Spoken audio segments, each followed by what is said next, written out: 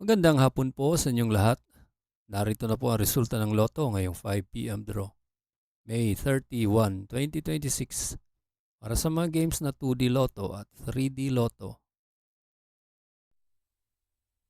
Kung bago ka pa lang sa aking channel, pwede kang mag-like, share, at subscribe para updated kayo sa mga PCSO lottery results araw-araw.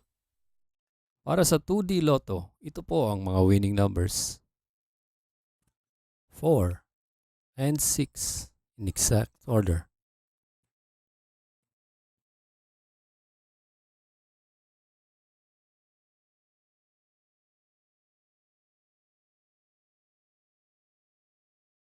At para sa 3D Lotto, ito po ang mga winning numbers. 3, 8, and 7 in exact order.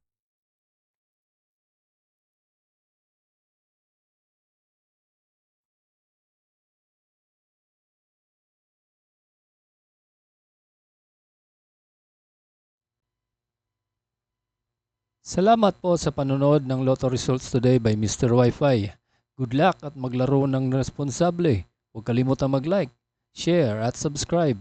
Hanggang sa muli, paalam po sa inyong lahat.